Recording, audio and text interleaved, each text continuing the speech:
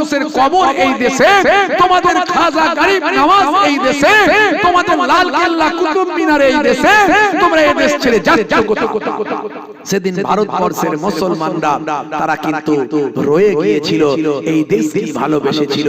By chance Indian নয়, তারা by choice Indian হয়েছিল।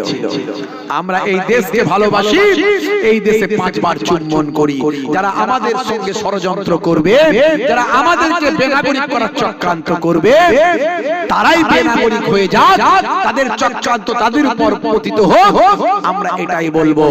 আমরা সকলে ঐক্যবদ্ধভাবে, ভাই আমার, হিন্দু, মুসলমান, খ্রিস্টান, জৈন, বৌদ্ধ, তবলিগ, দেওবন্দি, বেরেলি, আহলে হাদিস, ফুরফুরা, ভাই আমার, যত মুসলিম আছে, তারপর সিপিএম এর, তৃণমূলের, কংগ্রেসের যত মুসলিম আছে, ভাই আমার, জাতি, ধর্ম, বর্ণ নির্বিশেষে আমরা এই চক্রান্তকে ইনশাআল্লাহ আগামী দিন রুখে দেব ইনশাআল্লাহ। আল্লাহ কবুল করেন, বলুন আল্লাহুম্মা আমিন। কিন্তু আমাদের মাদাদ করার জন্য একজন মালিক দরকার আছে না নাই? যারা বলেন সেই মালিক ছাড়া আমরা কোনো কাজ করতে পারবো? সেই মালিকের সহযোগিতা দরকার আছে না নাই?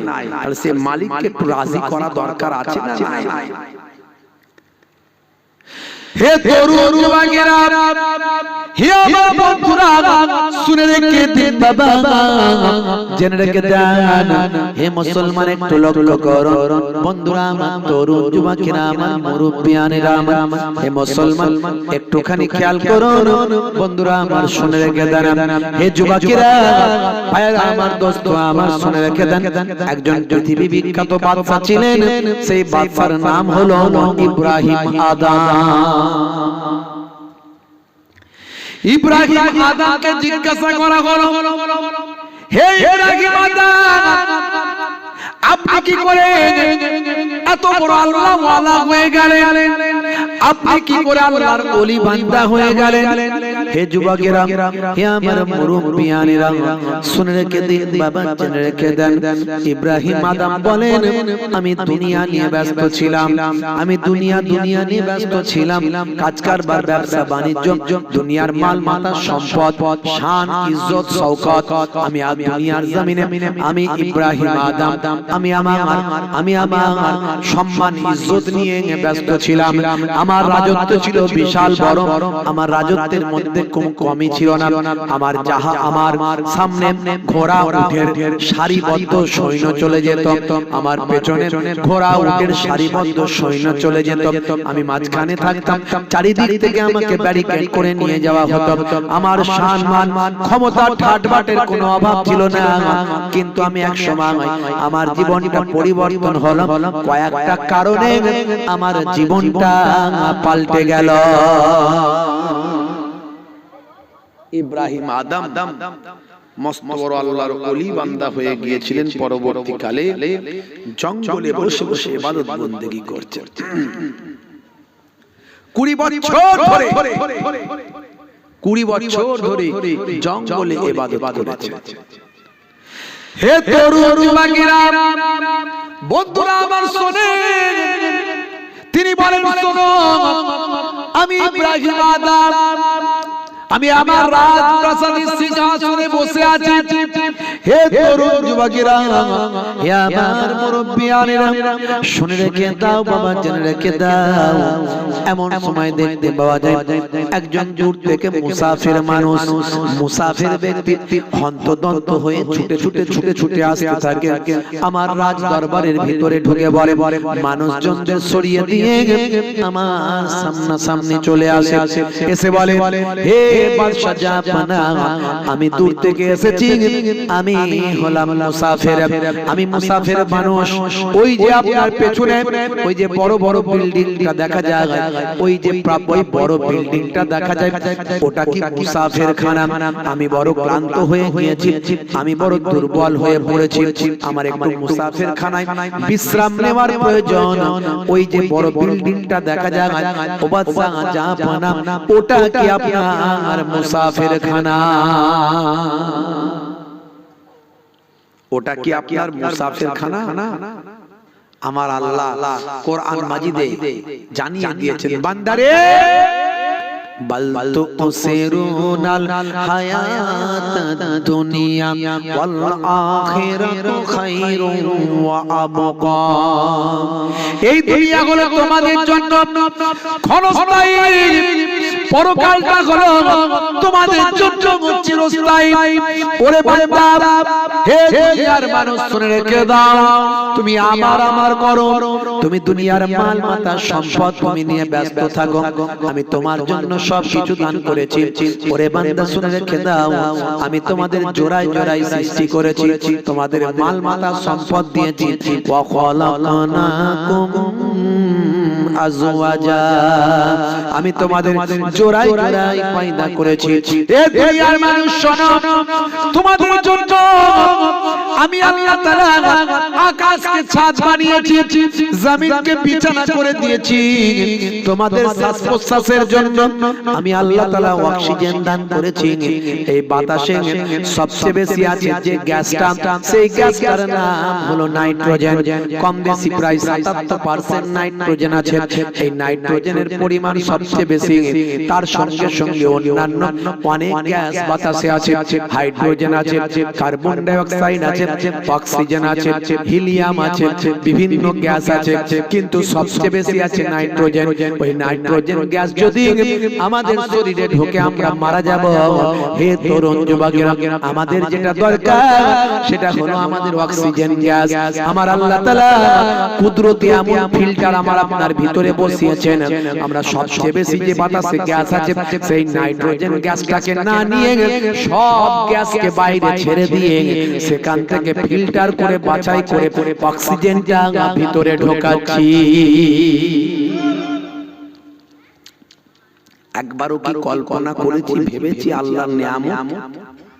আমার আল্লাহ কত নিয়ামত আমাদের দান করেছে, সেই নিয়ামতের শুকরিয়া কি আমরা করতে পেরেছি? এক্সট্রা একটু বেশি নামাজ পড়েছি, আমার নিয়ে ব্যস্ত আছি। আমার জায়গা, আমার জমি, আমার সম্পদ, আমার ছেলে মেয়ে, আমার আল আওলাদ, আমার বাড়ি, আমার গাড়ি, আমার টাকা পয়সা, আমার শরীর। আল্লাহ বলছেন, হে বান্দারে তোমার কিছু নাই। মানুষ মারা গেলে নাম হয়ে যায় লাশ, আর লাশ কবরে যাওয়ার আগে চলে যায় তার বাস। কথা ঠিক না ভুল বলেন? হে তরুণ যুবকেরা, তুমি যে তোমার করছো, সেই তোমারটা এক সেকেন্ডে তোমার নাও থাকতে পারে। তোমার জায়গা জমি থেকে শুরু করে যা কিছু তোমার করছো, এমনকি তোমার সবচেয়ে যেটা প্রিয় তোমার শরীর, সেই শরীরটাও আজ থেকে শুনে রাখো এটাও তোমার নয়।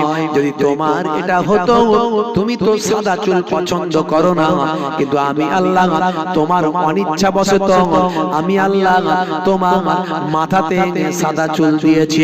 তোমার করো, তুমি চাও না তোমার শরীরে কোনো দাগ হোক, কোনো স্পট বসুক, তোমার শরীরটা কুঁচকে যাক, বয়সের ছাপ পড়ুক, তুমি সেটা চাও না। কিন্তু তোমার না চাওয়ার পরেও আমি আল্লাহর পক্ষ থেকে তোমার শরীরে বয়সের ছাপ পড়ে, তোমার শরীরে বিভিন্ন রোগ দেরি হয়, তোমার শরীরে স্টিকার পড়ে যায়, তোমার শরীরে বিভিন্ন রকম স্কিন ডিজিজ হয়, তোমার শরীরে তুমি চাও না হার্টের প্রবলেম হোক, কিন্তু তোমার হার্টের প্রবলেম হয়, তোমার সুগার হয়, তুমি চাও না তোমার জ্বর জ্বালা হোক, কিন্তু জ্বর জ্বালা হয়ে যায়, তুমি চাও না তোমার অসুখ বিসুখ হোক, কিন্তু তোমার অসুখ বিসুখ হয়। তোমার যদি হতো তুমি কন্ট্রোল করতে পারতে, তুমি কন্ট্রোল করতে পারো না। আসলে তোমার শরীরটা তোমার নয়। কিসের অহংকার, কিসের তাকাব্বুরি, কিসের বড়াই? ক্ষমতা হয়েছে ক্ষমতার বড়াই, পয়সা হয়েছে পয়সার তাকাব্বুরি, শরীর হয়েছে শরীরের ক্ষমতা। আল্লাহ বলছেন বান্দারে, হে তরুণ যুবকেরা, হে আমার বন্ধুরা, হে আমার মুরব্বিয়ানেরা, কাইফা তাকফুরুন, তোমরা কেমন করে কুফরি করো? বিল্লাহি আল্লাহর সাথে অকুনতুম আমওয়াতান তোমরা ছিলে মৃত এই পৃথিবীতে আসার আগে তোমরা ছিলে মৃত ফাহিয়াকুম আমি তোমাদের জীবন দিয়েছি সুম্মা ইউমিতুকুম আবার তোমরা মারা যাবে সুম্মা ইউহয়িকুম আবার তোমাদের জীবন দেওয়া হবে সুম্মা ইলাইহি তুরজাউন তোমাদেরকে আমি আল্লাহ আমার কাছে প্রত্যাবর্তন করতে হবে ফিরে আসতে হবে আমি আল্লাহর কাছে কৈফিয়ত দিতে হবে আর দুনিয়াও মাজরাআতুল আখিরাহ এই দুনিয়াটা হলো তোমাদের জন্য শস্য ক্ষেত্র এখানে যেমন চাষ করবে ফলটা কিয়ামতের দিনে তেমন তোমরা পাবে ভাইরা বড় বড় নায়ক বড় বড় গায়ক বড় বড় খেলোয়াড় বড় বড় player Cassius Clay Tyson Gary Miller Jennifer Michael Jackson mister ডিউ ডেভিস মিস্টার ব্রেইন ভাইরা আমার লরেন্স ব্রাউন থেকে শুরু করে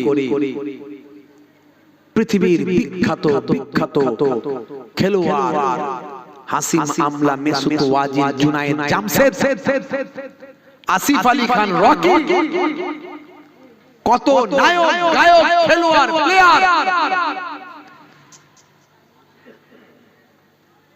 ভাইরা আমার মাইকেল জ্যাকসন থেকে কেসিয়াস কেলে পর্যন্ত পৃথিবীর বিখ্যাত সেলিব্রিটি তারা কোরআন পড়ে কোরআনে মুগ্ধ হলো নবীর জীবনী পড়ে নবীর জীবনী পড়ে হাদিস পড়ে মুগ্ধ হলো 1450 বছর আগের কোরআনে যা বলা হয়েছে নবীর হাদিসে যা বলা হয়েছে আজকের যুগে বিজ্ঞান আর বাস্তবতায় প্রমাণিত ইসলাম আপনাকে মানবিকতা মনুষ্যত্ববোধ সম্প্রীতি ভ্রাতৃত্ববোধ পরধর্মের সহিষ্ণুতা পরোপকার অসুস্থ মানুষের দেখভাল ছোটদের স্নেহ বড়দের সম্মান স্ত্রীর সঙ্গে সদ্ব্যবহার পিতামাতার খেদমত অন্যায়ের বিরুদ্ধে কথা বলা পায়ামার কারো পায়ামার সম্পদ আত্মসাৎ করা থেকে বিরত থাকা একটা পরিপূর্ণ মানুষ বানিয়েছে আপনাকে আমাকে আল্লাহ এবং রাসূল যার কথা আমরা বলি সেটা হলো ইসলাম জোরে বলে সুবহানাল্লাহ अंधे को रास्ता दिखाने का नाम है इस्लाम भूखे को खाना खिलाने का नाम है इस्लाम प्यासे को पानी पिलाने का नाम है इस्लाम अमानत का नाम है इस्लाम इबादत का नाम है इस्लाम और मोहब्बत का नाम है इस्लाम जोरे হবে না ভাইরা আমার কিন্তু ইসলামের বিরুদ্ধে বদনাম করা হয় ইসলাম খারাপ ইসলাম মানে মানুষ মারা ইসলাম মানে অন্যায় কাজ করা ইসলাম মানে অপরাধ এগুলো ছড়ানো হয় যাতে ইসলামের সৌন্দর্যকে মানুষ চিনতে না পারে বুঝতে না পারে মানুষের কাছ থেকে ইসলামের সৌন্দর্যকে সরিয়ে দেওয়ার জন্য চক্রান্তগুলো করা হয় ভালো করে তাকিয়ে দেখুন তো কোন মুসলমান কিন্তু লক্ষ লক্ষ কোটি কোটি মানুষকে মারেনি হত্যা করেনি আপনি ভালো করে তাকিয়ে দেখুন বর্তমান সময়ে তাকিয়ে দেখুন মধ্যপ্রাচ্যের একটা জালেম দেশ আছে যে দেশটা আমার ভাই নিরীহ মানুষ ৭০,০০০ নিরস্ত্র মানুষকে তারা শহীদ করেছে কদিন আগে আমরা সবাই জানি কথা ঠিক না বল ভাইরা আমার মায়ানমারের বুকে দেখুন মায়ানমারের বুকে রোহিঙ্গা মুসলমানদের হাজার হাজার রোহিঙ্গা মুসলমানদের ওই জালেমরা যারা বলে আমরা শান্তির কথা বলি সম্প্রীতির কথা বলি আমরা আমিষ খাই না আমরা নিরামিষ আছি যারা বলে তারা রোহিঙ্গা মুসলমানগুলোকে মেরে শেষ করেছে মুসলিনের কথা ভাবুন হাজার হাজার মানুষকে হত্যা করেছে মাও সেতুংয়ের কথা ভাবুন হাজার হাজার মানুষকে হত্যা করেছে হিটলারের কথা ভাবুন হাজার হাজার মানুষকে হত্যা করেছে এরা কিন্তু কেউ মুসলমান ছিল না ভাইরা আমার তরুণ যুবকেরা আমার মুরব্বিয়ানেরা আমার ইউক্রেন আর রাশিয়ার যুদ্ধ চলছে ইউক্রেনও একটা খ্রিস্টান দেশ রাশিয়াও একটা খ্রিস্টান দেশ তারা একে অপরে মারপিট করে কিন্তু তাদের কথা কেউ বলে না জিহাদি অমুক তমুক তাদের কথা বলে না তারা মারপিট করে হাজার হাজার মানুষকে হত্যা করে কয়েকদিন আগে আপনারা দেখেছেন আমেরিকা ভেনেজুয়েলার উপরে হামলা করেছে ভেনেজুয়েলার প্রেসিডেন্টকে এবং তার ওয়াইফকে কিডন্যাপ করে নিয়ে চলে গেছে। ভাইরা আমার, এরা কিন্তু মুসলমান নয়। ভালো করে লক্ষ্য করে দেখুন, ভালো করে লক্ষ্য করে দেখুন, ইসলাম শান্তির কথা বলেছে। যারা প্রকৃত মুসলিম তারা শান্তির বাণী প্রচার করে। জেনে বলুন সুবহানাল্লাহ। হে তরুণ যুবকেরা, হে আমার বন্ধুরা, হে আমার মুরব্বিয়ানেরা, শুনে রেখে দিন বাবা, এরই জন্য পৃথিবীর বড় বড় মাথার পণ্ডিতেরা, নায়ক গায়ক, খেলোয়াড় প্লেয়ার, বড় বড় সায়েন্টিস্টরা তারা বিশ্ব নবীর শিষ্য হয়েছে, কোরআন মাজিদ পড়েছে, কোরআনের প্রেমিক হয়েছে। ভাইরা আমার, তরুণ যুবকেরা আমার, ইব্রাহিম আদম মস্ত বড় আল্লাহর মাহবুব বান্দা হয়েছিলেন। তিনি বলছেন, শোনো, একদিন আমি আরামের বিছানায় সিংহাসনে বসে বসে কাজকর্ম করছি। আমার ওই সমস্ত সভাসদ সঙ্গী সাথী বিদেশি রাষ্ট্রদূতদের সঙ্গে আমি কথা বলছি।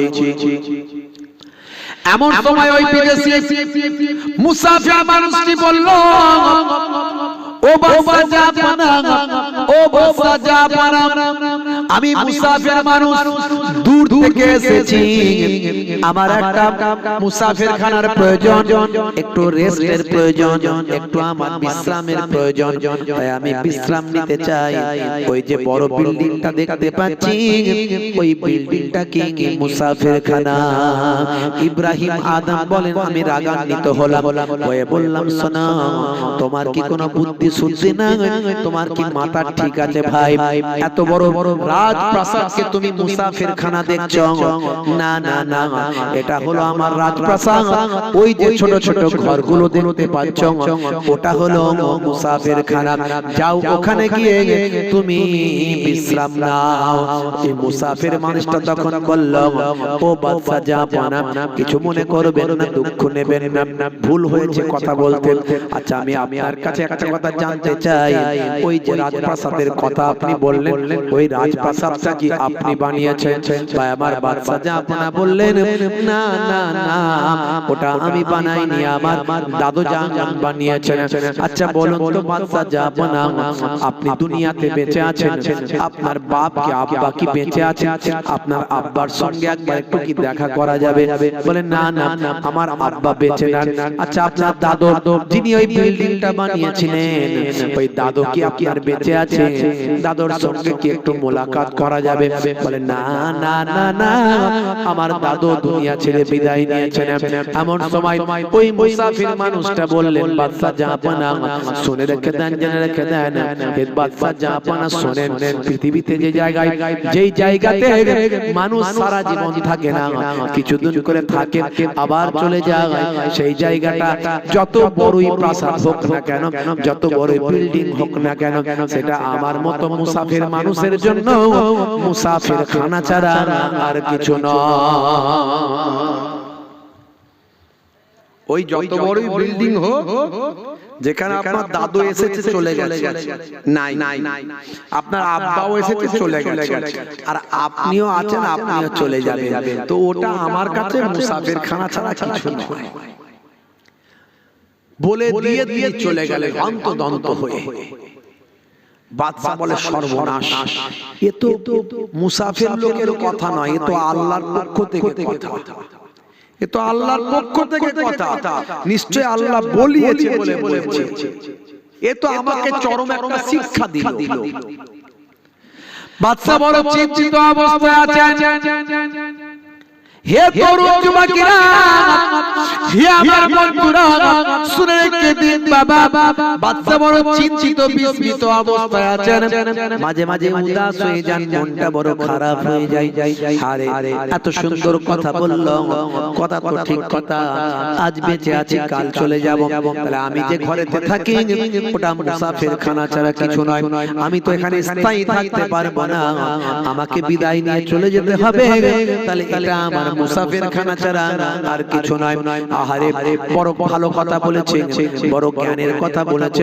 বাদশার মনটা বড় উদাস হয়ে গেছে। সত্যি তো আল্লাহর পথে আসতে হবে। কি জি আমাদের যে ঘর বাড়িগুলো ওগুলো কি আমাদের যদি হতো তাহলে তো সারা জীবন ওখানে থাকতে পারবো সারা জীবন, না একদিন ছেড়ে বিদায় নিতে হবে, কথা ঠিক না বল? তাহলে মুসাফির খানা ছাড়া ওটা আর কিছু নয়। বন্ধুরা আমার তরুণ যুবকেরা, হে আমার মুরব্বিয়ানিরা, একদিন বাদশা আরামের বিছানায় ঘুমিয়ে আছেন। এমন সময় দেখতে পাওয়া যায় হঠাৎ করে ঘুমের মধ্যে তিনি যেন একটা ছাদের উপরে আওয়াজ পেলেন। একটু কানটা খাড়া করলেন, ভালো করে শোনার চেষ্টা করলেন, দেখতে পেলেন বা আমার শুনতে পেলেন কে যেন ছাদের উপর ছোটাছুটি করছে। ছাদের উপর ছোটাছুটি করার আওয়াজ পেলেন। সেই সময় বাদশা নিচে থেকে আওয়াজ দিয়ে বললেন, কে আছো ছাদের উপর? কে ছুটছো ছাদের উপর? কে ছুটছো বাবা? সেই সময় উপর থেকে গায়েবী আওয়াজ আসে, ও বাদশা জাহাপানা, কিছু চিন্তা করবেন না, ভাববেন না, আমার একটা উট হারিয়েছে, সেই উটটা আমি খুঁজছি। উট কোথায় খুঁজছে? ছাদের উপরে। বাদশা রেগে গিয়ে নিচে থেকে বলছে চিৎকার করে, আহমক বোকা, তোমার উট হারিয়েছে, জঙ্গলে যাও। ছাদে কি আর উট আছে? বেয়াদব কোথাকার। ছুটে ছুটে ছাদে গেলেন, দেখি তো এত বড় বোকা আহমক কে ছাদে উঠেছে। ছুটে ছুটে গিয়ে দেখেন কেউ কোথাও নাই। কিছু সময় পরে হে তরুণ যুবকেরা, ছাদের উপর থেকে আবার আওয়াজ এলো, হে বাদশা জাহাপানা, আপনি ঠিকই বলেছেন, উট হারালে যেমন জঙ্গলে যেতে হয়, ছাদে পাওয়া যায় না, তেমন আপনি আরামের বিছানায় শুয়ে শুয়ে আল্লাহর চিন্তা করছেন।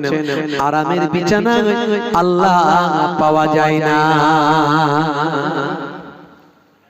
বাদশার দিমাগটা ঘুরে গেল, বাপ রে বাপ, এ তো কোনো মানুষের কথা হতে পারে না, এ তো আমার আল্লাহ বলাচ্ছেন বলে কেউ না কেউ বলছে। মনটা বড় উদাস, মনটা বড় খারাপ। হে তরুণ যুবকেরা, হে আমার বন্ধুরা, হে আমার মুরব্বিয়ানেরা, বাদশার এক বাদী ছিল, বাদী দাসী। তখনকার যুগে বাদী দাসী থাকতো। হে তরুণ যুবকেরা, হে আমার মুরব্বিয়ানেরা, সেই দাসীর উপর অর্ডার দেয়া ছিল, দাসীর উপর অর্ডার দেয়া ছিল প্রতিদিন সুন্দর সুন্দর নতুন নতুন বিছানা তৈরি করে রাখবেন। মাদি প্রত্যেকদিন সুন্দর সুন্দর নতুন নতুন বিছানা তৈরি করে রাখতো। ভাইরা আমার, মাঝে মাঝে মাদি একটু টিপে টিপে দেখতো কি সুন্দর বাদশার আরামের বিছানা। মনে মনে চিন্তা করতো, আহারে আমি তো বাঁধি, আমি তো গোলাম, আমি চাকর, আহা মালিকের বিছানা এটা, আমার তো এই বিছানায় শোয়ার তাকদীরে নাই। যদি আমি একদিন শুতে পেতাম কত আমার মনটা ভালো লাগতো, কত আমি আরামে একটুখানি ঘুমাতে পারতাম, শুতে পারতাম। না না না, এটা হলো আমার মালিকের বিছানা, এখানে তো শোয়ার তাকদীর আমার নাই। মাঝে মাঝে টিপে টিপে দেখে আর অনুভব করে। হে তরুণ যুবকেরা, একদিন বাদশা বললেন, বাদী আমার ফিরতে একটু রাত হবে, আজকে তুমি আমার বিছানাটা তাড়াতাড়ি তৈরি করে দিয়ে চলে যেও। হে তরুণ যুবকেরা, হে আমার মুরব্বিয়ানেরা, বাদী আজকে চিন্তা করলেন বাদশার আজকে আসতে লেট হবে, তাই আজকে আমি বিছানাটা তৈরি করি।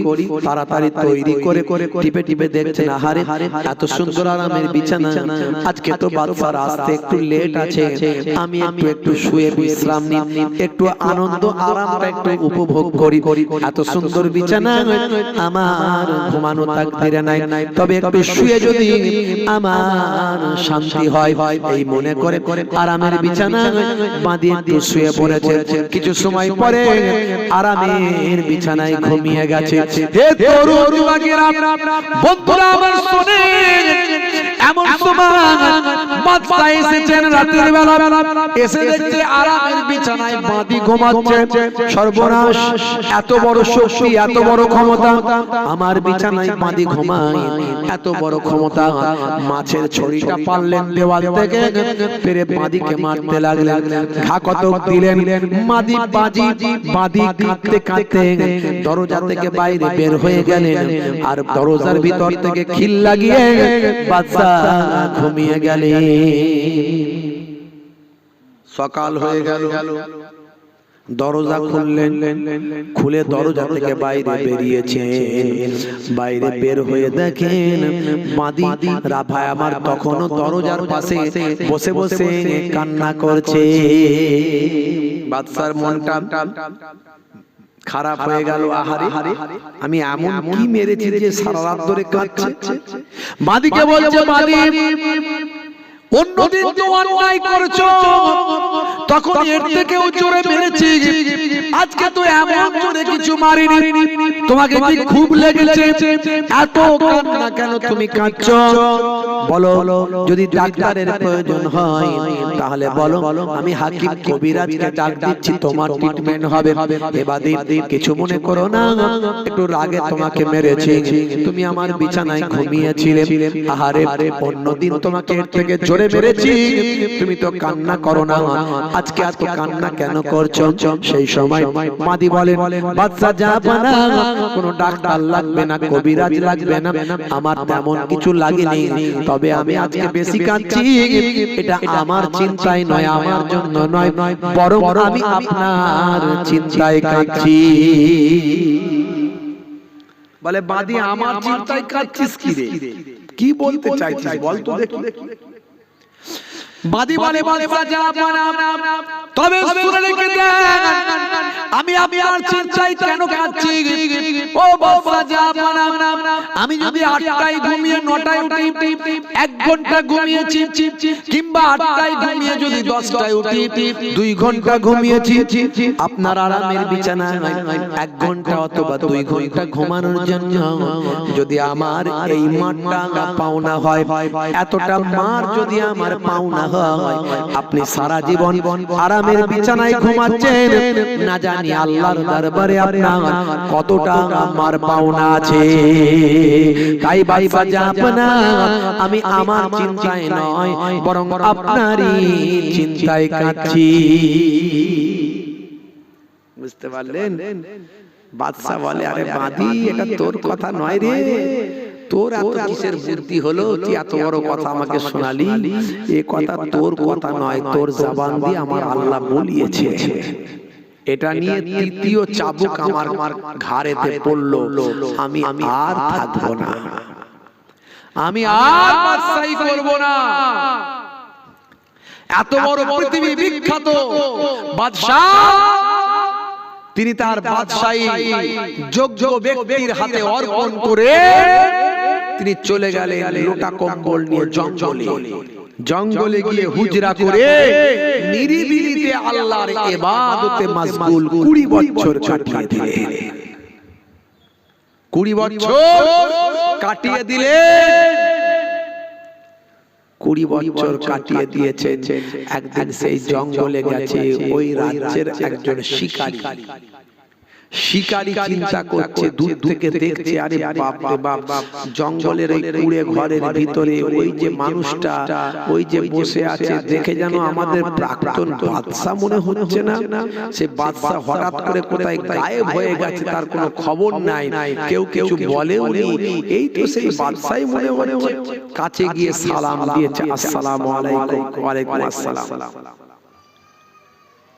আচ্ছা, আপনি আমাদের বাদশা না? বাবা, তুমি কে? বলে, আমি অমুক জায়গায় বাড়ি, আমি একজন শিকারী, আমি শিকার করার জন্য জঙ্গলে এসেছি। তবে আপনি কি আমাদের ওই অঞ্চলের ওই জায়গার বাদশা? বলে, বাবা ঠিকই বলেছো, তবে আমাকে আর বাদশা বলো না, আমি আর বাদশা নয়, আমি আল্লাহর গোলাম। এমন সময় শিকারী বলে, বাদশা জাহাপানা, আপনি কি ছিলেন আর এখন কি হলেন? কত সুন্দর আপনার চেহারা ছিল, কত সুন্দর আপনার পোশাক ছিল, আপনার রাজত্ব, আপনার সিংহাসন, আপনার দাপট, আপনার ঠাটবাট, একটা আঙুলের ইশারায় মানুষ উঠতো আর বসতো। আজকে আপনি ফকির হয়ে গেলেন, বাদশা জাহাপানা, আপনি এত বড় ভুল কাজ করলেন। জঙ্গলে এসে আপনি কি পেলেন? আপনার চেহারা মলিন হয়ে আছে, ছেঁড়া ফাটা পোশাক পরে আছে, আপনার কথা আজকে আর কেউ শোনে না, আপনার কথা আজকে কেউ আর মানে না। ও বাদশা জাহাপানা, আপনি এই কাজটা কেন আপনি করলেন? সেই সময় এই তরুণ যুবকেরা ইব্রাহিম আদম সেই সময় বাদশা বলেছিলেন, তবে শোনেন হে শিকারী, সেদিনের কথা যা বলেছো আর তুমি বলো না, সেদিন মানুষ আমার কথা শুনতো, এটা সত্য। তবে মনে রাখবে, আজকে মানুষ তো দূরের কথা, পশু পাখি জীবজন্তু সবাই আমার কথা শুনে। জোরে হবে না? এই বলে হাতে ছিল লোহার ছুঁচ, বসে বসে ছেঁড়া জামাটা সেলাই করছিলেন। সামনে ছিল বিশাল বড় ঝিল, হে তরুণ যুবকেরা, বিশাল বড় পানির ঝিল ছিল সামনে। ভাইরা আমার, আর বসে বসে ওই ঝিলের পাশে বসে বসে হুজরার ভিতরে নিজের ছেঁড়া জামাগুলো সেলাই করছিলেন। সেই সময় তিনি বললেন, হে শিকারী, দেখে নাও তবে আগে মানুষ আমার কথা শুনতো, এখন মানুষ তো দূরের কথা, জিন জিন্নাত পশু পাখি আমার কথা শুনে। এই বলে লোহার ছুঁচটাকে ওই পানিতে ফিকে দিলেন, দিয়ে বললেন, হে মাছেরা, কে আছো, আমার লোহার ছুঁচটা তুলে নিয়ে আসো। বলার সঙ্গে সঙ্গে কতগুলো মাছ ভাই আমার ভেসে উঠল। তাদের মধ্যে থেকে একজন লোহার ছুঁচটা নিয়ে একটা মাছ কিনারা উঠে হাজির হলো। জোরে হবে না? জোরে হবে না? ভাইরা আমার, তরুণ যুবকেরা, বলতে চাইছি এই দুনিয়া হলো ক্ষণস্থায়ী, পরকাল চিরস্থায়ী। আল্লাহর পথে ফিরে আসুন, দুটো কাজ করুন, সবচেয়ে বড় দুটো কাজ, একটা হলো নামাজ, একটা হলো নামাজ, আর একটা হলো মুখের দাড়ি। নামাজটা হলো আল্লাহর দেওয়া সবচেয়ে বড় ইবাদত, মুখের দাড়িটা হলো নবীর দেওয়া সবচেয়ে বড় সুন্নাত। জোরে বলেন সুবহানাল্লাহ। জোরে হবে না?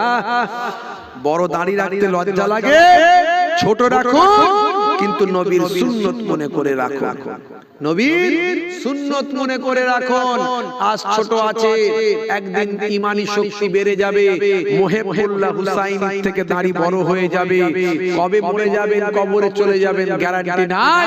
কবরে যাওয়ার পরে ভাই আমার মুনকার নাকির ফেরেশতা এসে বলবে, মান রব্বুকা, দেখতে পাবে মুখে নবীর সুন্নতটা ছোট হলেও ভালোবেসে রাখা, হতে পারে ওই দাড়িটাই তখন হবে নাজাতের জারিয়া। আর নামাজ সবচেয়ে বড় ইবাদত, নামাজ ছেড়ে দিয়ে কেউ জান্নাতে যেতে পারবে না। বুঝতে পারছেন? 60 বছর, 50 বছর, 70 বছর ওয়াজ শুনছে, চাচা এখনো নামাজ পড়লো না, ছাগলও ছুটছে, আর চাচাও ছুটছে, ছাগলও ছুটছে, চাচাও ছুটছে। ছাগল ছুটে ছুটে মসজিদে ঢুকে গেছে, চাচার মসজিদে ঢোকেনি, চাচা সিঁড়িতে দাঁড়িয়ে আছে। নামাজিরা নামাজ পড়ে বেরোচ্ছে, দেখছে ছাগল ঢুকে গেছে। তখন তারা ছাগল তাড়াচ্ছে, হ্যাট হ্যাট হ্যাট হ্যাট, ছি ছি ছি, কোথা থেকে কোন পায়ে ছাগলটা এলো, মসজিদে ঢুকে গেল, আবার কে মোছামুছি করবে, কে ধোয়াধুয়ি করবে, বেরো বেরো বেরো, দুহা দুহা বেরো, ছি ছি ছি, বেরো বেরো। ওই সিঁড়িতে দাঁড়িয়ে দাঁড়িয়ে চাচা ওই নামাজি চাচাদের বলছে, হ্যাগা তোমাদের কোনো বুদ্ধি শুদ্ধি আছে? বলছে কেন? বলছে তোমরা ওই ছাগলটাকে এমন করে তাড়াচ্ছ, ছি ছা থো থা বেরো দুহা, ভদ্রভাবে তাড়াতে পারোনি? ওই ছাগলটার কি বুদ্ধি আছে? যদি বুদ্ধি থাকতো তাহলে ও কি মসজিদে ঢুকতো? আমাকে কোনোদিন মসজিদে ঢুকতে দেখেছো? মানে চাচার অনেক বুদ্ধি, মসজিদে কোনোদিন ঢোকেনি। বুঝতে পারছো? এমন অনেক মানুষ আছে না? না, 50 বছর, 60 বছর, 70 বছর হয়ে গেছে, একটা পা দুনিয়ায়, একটা পা কবরে, এখনো নামাজ পড়ে না। আর অনেক যুবকেরা মনে করে আমরা তো বুড়ো হয়নি, এখনো অনেক দেরি আছে। কথা ঠিক না ভুল? কে কবে মরে যাবে গ্যারান্টি আছে বাপ? গ্যারান্টি নাই। মনে রাখবে, আল্লাহর দেওয়া সবচেয়ে বড় ইবাদত হলো নামাজ, সেই নামাজ ছেড়ে দেবেন না। হে তরুণ যুবকেরা, হে আমার বন্ধুরা, শুনে রেখে দিন বাবা, জেনে রেখে দেন, মুয়াজ্জিন যখন আযান দেয় হাইয়া আলাস সালাম, মুসলমানের ছেলে বলে তাড়াতাড়ি মসজিদ তলা থেকে পালা। বলে কেন রে ভাই? যদি মুয়াজ্জিন দেখতে পাই তাহলে বলবেন বাবু নামাজ পড়বি আয়। তাই নামাজ থেকে বাঁচার জন্য মসজিদ তলা থেকে পালাই। কালো চাচার দোকানে গিয়ে ক্যারাম খেলবো ভাই, নদীর ধারে পুকুরের পাড়ে বাঁশ বাগানের ধারে গিয়ে ফ্রি ফায়ার পাবজিটা চালাই। হে তরুণ যুবকেরা, মুসলমানের ছেলে 5-12-60 ঘন্টা নামাজে দিলে তার 23 ঘন্টা সাকসেসফুল হয়। আলেম ওলামা হুজুররা বলে দিয়ে যায়, তারপরও যুবক নামাজ পড়ে না। আছে না নাই? আমার আল্লাহ কোরআন মাজিদে জানিয়ে দেন, ইন্নাস সালাতা তানহা আনিল ফাহশাই ওয়াল মুনকার, নিশ্চয় নামাজ তোমাকে অশ্লীলতা অন্যায় থেকে দূরে সরিয়ে দেবে। 10 বছর পরে 10 বছর পরে কবরটা ভেঙে গেছে। হ্যাঁ, ছেলে ছিল হাফেজে কোরআন। আপনার একটা ছেলেকে হাফেজ বানান, একটা ছেলেকে আলেমে হাক্কানি বানান। হ্যাঁ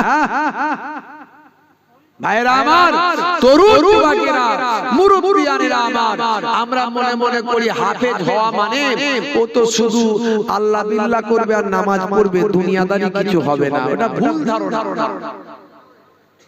ওটা ভুল ধারণা।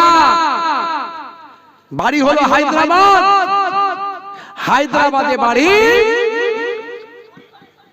ছোট ছোট বয়সে হাফেজ হয়েছিল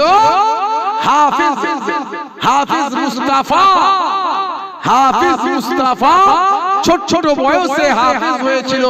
হাফিজ মুস্তাফা হাসমি ছোট ছোট বয়সে হাফেজ হয়েছিল। হাফেজ হলে তাদের আল্লাহ মেধা বাড়িয়ে দেয়।